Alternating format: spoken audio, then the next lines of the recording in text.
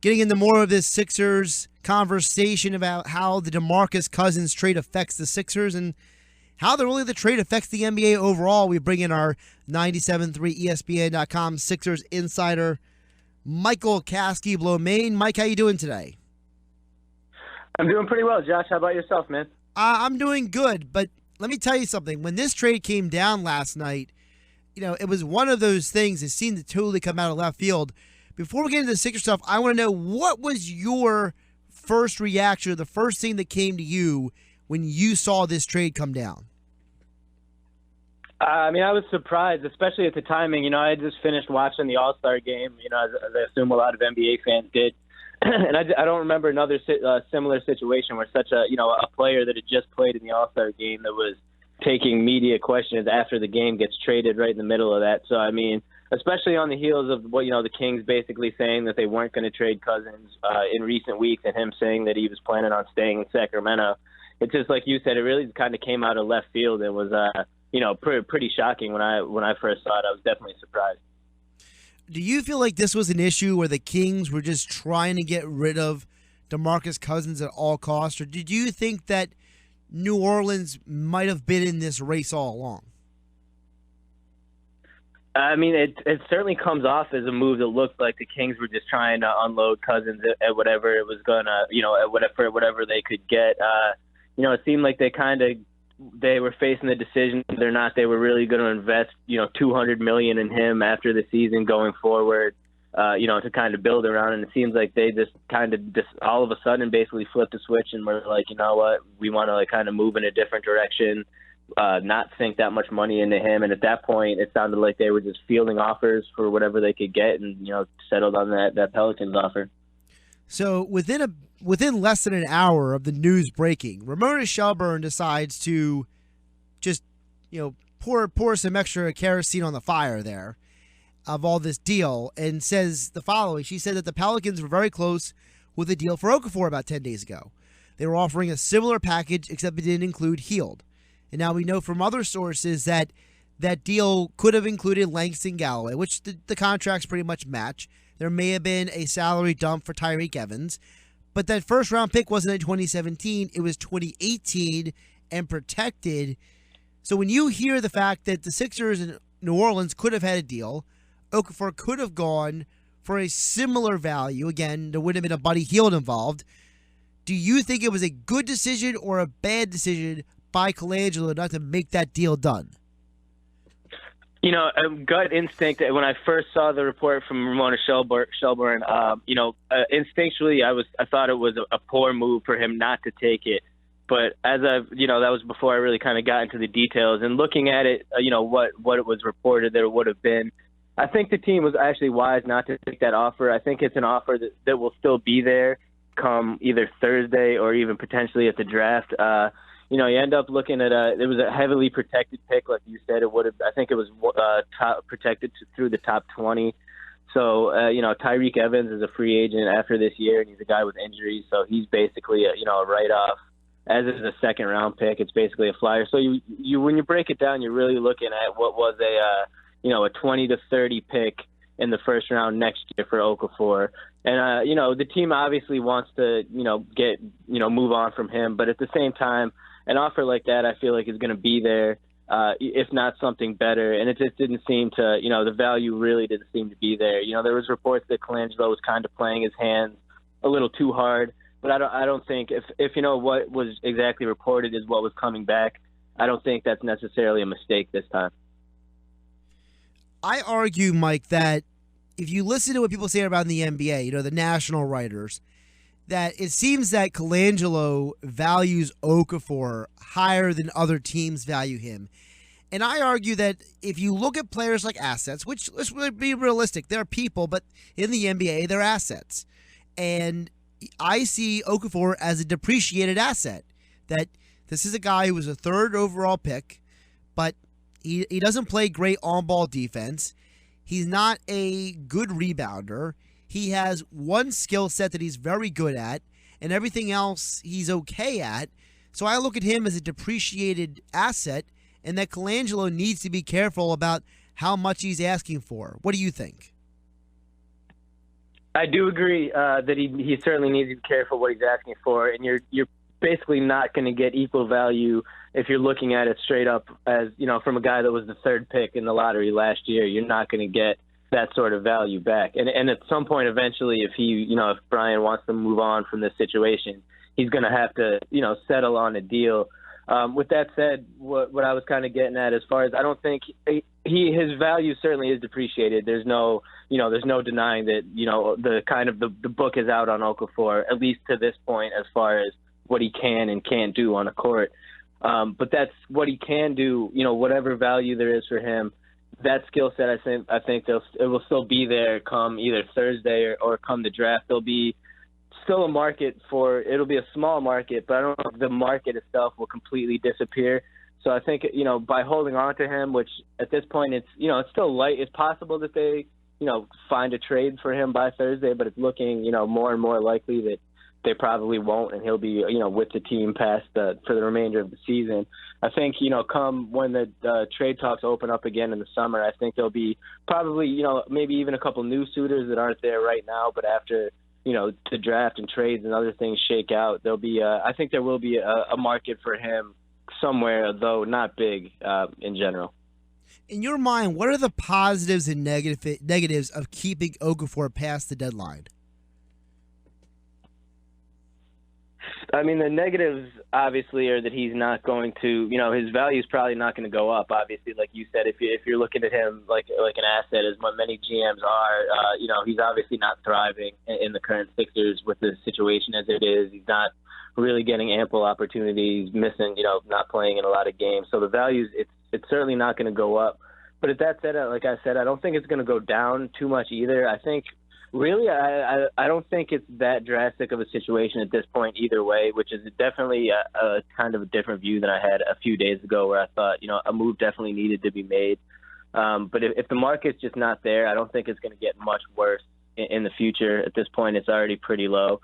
The main thing I think would kind of just be it would be sort of awkward, I think, for the team, obviously, for a situation to have a guy, basically tell him you're going to trade him and sit him out and not play him, then to kind of double back on that and have him around for the season. I think, it would cause kind of an interesting undertone for the season, but I don't think either way that it's a huge deal. I go back to before the season, Mike. I'm talking with Michael Kaskey-Blomain, our 97.3 ESPN.com Sixers insider. Brett Brown talked about before the season, this is an imbalanced roster. He was very vocal in the fact that, they had a lot of work to do to figure out how to make all of this work. Not just with Okafor, Noel, and Embiid, but the whole roster in general. And now we're in February, a few days away from the deadline, and I ask you, what is the timetable for Brett Brown to have a balanced roster? If it's not going to be this year, could it be next year? Or are the Sixers farther away from having a balanced roster than that? I think it's next year, Josh. I sort of touched on this last week when I was talking with Mike one day. I think next year is honestly, it's really what can be looked at as kind of the starting point for a whole lot of things as far as, some people, there's playoff talk around the team this year following January, the best month that they've had under Brett Brown.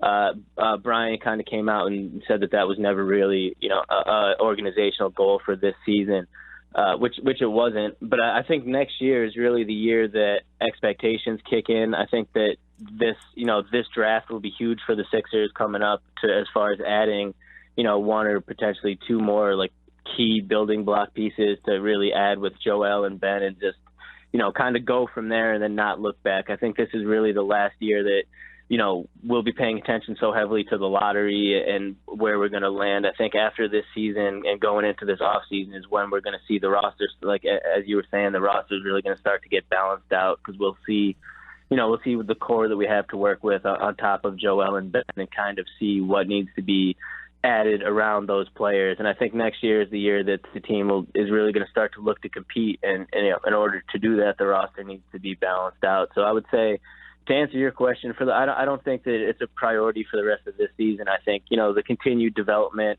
of some of these guys on the team now that are kind of proven that they could be, rotation and roster players with the team going forward. I think their continued growth and development throughout the rest of the season will probably be the priority. And then you hit the off season and the draft, and then you kind of look at the whole. After the draft, you'll take a step back and look at the stockpile that the team has, and you don't really go from there and kind of not look back. One of the ramifications of this Demarcus Cousins trade is the fact that the Kings are basically signaling to the league, we're just going hardcore rebuild. We're going to stink for the next couple of years. And as a result, they're currently 9th in the West. This is obviously going to knock them down at least a few spots for the rest of the season, which helps the Sixers because the Sixers have the swap rights this year, and they also have that 2019 first-round pick. Talk about how valuable that is for the Sixers now that they have both of those pieces going for them. It's hugely valuable, Josh. It's a great point. The Sixers were kind of the quiet winners of that trade last night. I think obviously the Pelicans got the better of the Kings in the straight-up deal, but the Sixers really have to be, Sam Hinkie's sitting somewhere smiling after that trade. Like you said, without Demarcus Cousins, the Kings are in 9th place now, but they're sitting at 24 and 33. The Timberwolves are in 13th place with only 2 less wins at 22.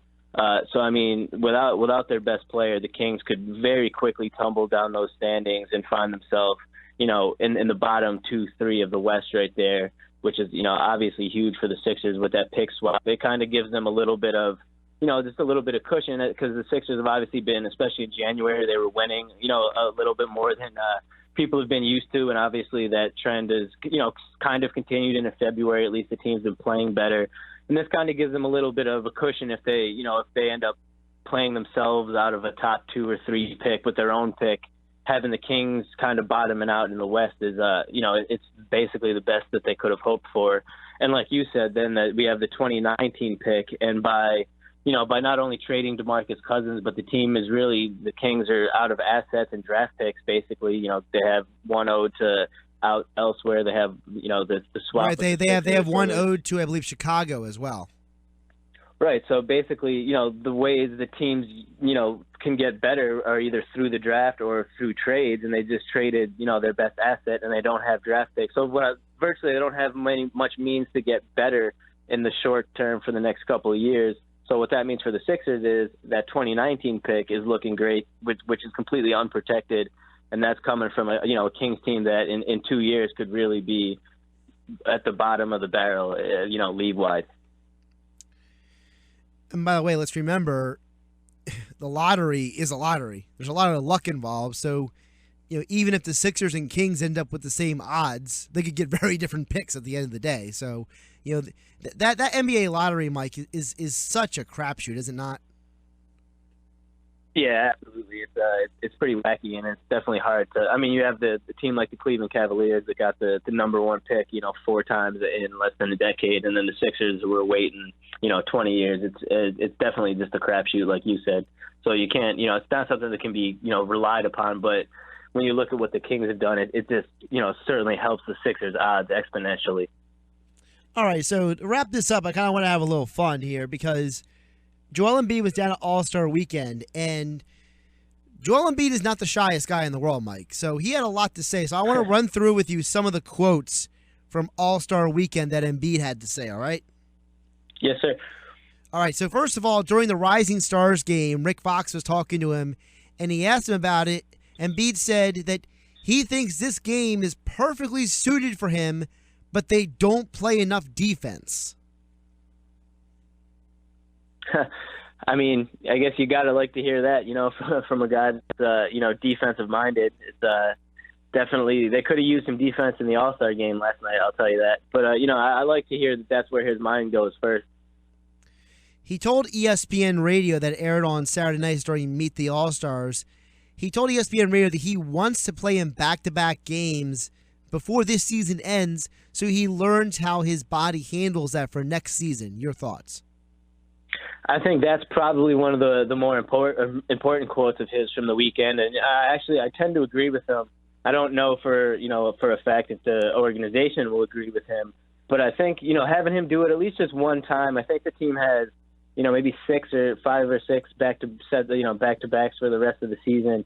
Having him, try it at least one time so it's not a completely new situation for him next year when, like I said, I think there'll be, elevated expectations for both him and the team. And, hopefully the restrictions will be, lifted at that point next year. So having that experience under his belt, at least, even if he doesn't play the full 28 minutes in the second night, just if he plays like 10 to 15 to get him, mentally and physically accustomed to the grind basically that a back-to-back is, I don't think it would hurt. And as obviously this all depends on how he heals from the recent meniscus issue, but assuming that he's totally healthy and cleared by the doctors and back in the lineup, I think it would be a wise thing for them to try out. Final comment I want to touch on was on Sunday, Embiid was asked about the rumors around Okafor being traded, and he told the media that him and Okafor are friends, and he doesn't want to see his friend leave town. I believe it. He said similar things about Nerlens back when there was, much more buzz around Nerlens potentially getting traded. They are all friends, those 3 bigs specifically. So, I believe him on the level that he likes Jalil as a guy. I know the whole team actually really likes Ja, as a teammate, very well received. So, I don't think anyone wants to see him traded. But I think Joel probably, understands that it's obviously the business aspect of it, and they're not all going to work. He didn't go as far as to say that, he thinks that they could figure it out and that it could work. He just said that there's a lot of talent and he would like to see it stick around. But, that's basically it. I didn't expect him to say much else. I don't think he's going to come out and say, yeah, we have to trade away Jalil. So that was it was certainly a good sentiment. And I do believe that he and the whole team genuinely likes Ja. That's, I don't think that was kind of anything more than a surface level quote. All right, you can follow him at The Real Mike KB on Twitter. Michael Kaskey-Blomain, our 97.3 ESPN.com. Sixers Insider. Mike, I appreciate you coming on, even though it's a holiday. Josh, yes, sir, man. Thanks for having me. Enjoy the rest of your show.